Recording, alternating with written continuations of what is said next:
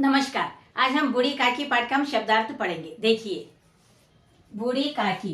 देखिए, बूढ़ी बूढ़ी काकी कहानी के लेखक का नाम है प्रेमचंद। शब्दार्थ देखिए, बाल्यावस्था। बाल्यावस्था का अर्थ देखिए, बाल प्लस अवस्था। जब हम बाल प्लस अवस्था को जोड़ देते हैं तब वह बाल्यावस्था शब्द बनता है। बाल्यावस्था शब्द का अर्थ है यहाँ पर छोटी उम्र या बचपन, उसे हम कहेंगे बाल्यावस्था, यानी कि छोटी उम्र के। वृद्धावस्था। वृद्धावस्था का अर्थ है बुढ़ापा, बुजुर्ग, बुढ़ापे की अवस्था। देखिए, वृद्धावस्था हम उसे कहेंगे जो बुजुर्ग लोग होते हैं, तो उसे हम उनके जो हालात होते हैं, उनकी जो अवस्था होती है, उसे हम वृद्धावस्था कहेंगे। स्वार्थी। स्वार्थी का अर्थ है खुदगर्ज, जो सिर्फ अपना ही हित चाहता हो। देखिए, स्वार्थी वो लोग होते हैं, देखिए, जो सिर्फ अपना हित चाहते हैं, यानी कि जो भी काम करते हैं अपने लाभ के लिए करते हैं, अपने स्वार्थ के लिए करते हैं, तो ऐसे लोगों को हम खुदगर्ज या स्वार्थी कहेंगे। तिरस्कार। तिरस्कार का और एक वर्ड है तिरस्कृत। तिरस्कृत होना या तिरस्कार होना, उसका अर्थ है अपमान या अनादर। देखिए, मेरे मित्र ने मेरा तिरस्कार किया, इसका अर्थ है मेरे मित्र ने मेरा अपमान किया। तिरस्कार का अर्थ है अपमान करना या तिरस्कृत करना। यथार्थ।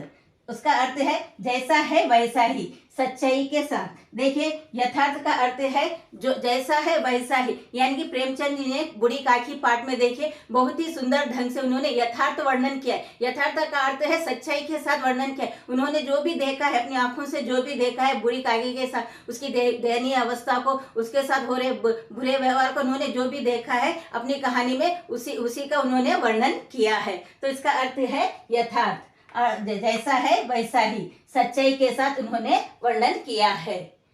विभत्स। विभत्स का अर्थ है घृणित या भयानक। देखिए, विभत्स को हम भयानक भी कहते हैं, डरावना भी कह सकते हैं। अगर किसी के साथ देखिए बहुत ज्यादा बुरा हो जाता है, डरावना कुछ हो जाता है, तो उसे हम कहेंगे विभत्स। जैसे कि यहाँ पर देखिए, उसका दूसरा अर्थ है घृणित, यानी कि लोग जब दूसरे लोगों के साथ भयानक कार्य करते हैं, बुरा व्यवहार करते हैं, तो उसे भी हम कहेंगे विभत्स या घृणित। देखिए, और भयानक भी हो सकता है, जैसे कि बूढ़ी काकी कहानी में देखिए, बूढ़ी काकी के साथ बहुत ही ज्यादा बुरा व्यवहार किया गया, उसकी दयनीय अवस्था को भी ध्यान नहीं दिया गया, उन्हें खाने पीने के लिए दिया नहीं जाता था, भोजन तक उन्हें दिया नहीं जाता था। तो ऐसा घृणित कार्य, ऐसा विभत्स कार्य यहाँ पर कार्य किया जा रहा था, तो उसे हम कहेंगे विभत्स, जिसका अर्थ है घृणित या भयानक। प्रतिमा। प्रतिमा का अर्थ है हर माह, हर महीने। प्रति का अर्थ है यहाँ पर हर शब्द का हम प्रयोग कर रहे हैं। प्रति माह, इसका अर्थ है हर माह, हर महीने। भले मानुष। भले मानुष का अर्थ है अच्छा आदमी। देखिए, जो भले मनुष्य होते हैं, जो अच्छे लोग होते हैं, सदा दूसरे के लोगों की भलाई का कार्य वे करते हैं, सब हमेशा दूसरों का भला ही सोचते हैं, कभी किसी का बुरा व्यवहार नहीं करते, बुरा भी नहीं सोचते, तो ऐसे लोगों को हम कहेंगे भले मनुष्य।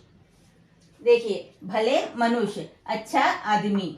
इलायची। देखिए, इलायची को हम इंग्लिश में कार्डेमम भी कहते हैं। इलायची देखिए, एक छोटी सी इलायची होती है, उसमें काले काले छोटे छोटे दाने होते हैं, जिसमें हम पकवानों में इसका प्रयोग करते हैं और मिठाइयों में हम इसका प्रयोग करते हैं, तो उसका स्वाद बढ़ जाता है, उसका टेस्ट बढ़ जाता है। और देखिए, इलायची को हम माउथ फ्रेशनर के रूप में भी हम प्रयोग करते हैं। जब उसके दाने हम 2-4 दाने हम अपने मुंह में रख लेते हैं, तो हमारे मुंह की जो गंदगी है वो साफ हो जाती है और फ्रेश हमें महसूस होने लगता है। तो बहुत सारे लोग इलायची को भी खाते हैं, अपने मुंह में रखते हैं, चबाते, ताकि उनके जो स्मेल है वो अच्छी हो जाए, खुशबूदार हो जाए। और इलायची का प्रयोग देखिए मसालों में किया जाता है, ताकि कई सारे पकवानों में मसालों की तरह उसका प्रयोग करते, ताकि पकवानों का स्वाद बढ़ जाए और खुशबू भी बढ़ जाए।